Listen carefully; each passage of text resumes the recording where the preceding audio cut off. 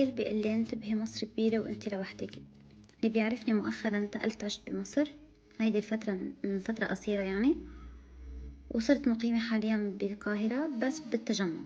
فاليوم عندي كان ميتينج بزايد، فكنت صراحة مقلقة وخايفة وعتلانة هم. أنا بيعتبر كتير المنطقة بعيدة عني وما بعرف فيها شي، والناس اللي راح أقابلهم كمان ما بعرفهم. للأسف أنا ما عندي كتير معارف بمصر تخبر حدا يروح معي أو يكون جنبي، لأنه أنا كنت مقلقة وخايفة وحاسة حالي لوحدي بمكان ما بعرفه، حقابل ناس ما بعرفها.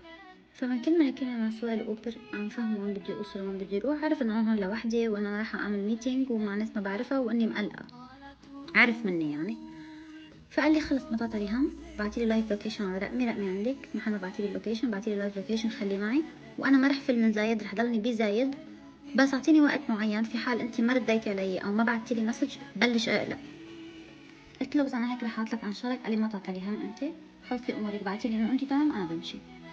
المهم رحت على الميتنج وخلصت، يعني من اول ما قعدت تقريبا قطع شي 40 دقيقه 45 دقيقه احس حالي انه انا اموري تمام ما في شي بيقلق. بعت له مسج قلت له شكرا كلك ذوق يعطيك العافية أنا تمام منيحة. قال لي أكيد كله منيح؟ قلت له كله منيح. قال لي أنا شايفك على اللايف لوكيشن بمنطقة كذا. قلت له أنا تمام من نفس المكان نزلني فيه. قال لي يعني أنت منيحة؟ قلت له منيحة. قال لي خلاص الله يوفقك وأنا خيرك. قلت له شكرا وفاي.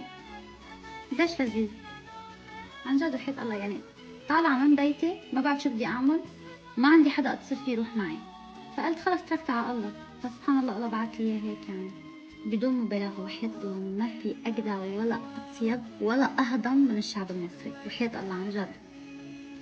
بيقولوا البلد كبيرة وانتي غريبة وبتخوف، ولا مرة حسيت حالي خايفة. إذا طلعت بالليل إذا طلعت بالنهار ولا مرة بحس حالي خايفة.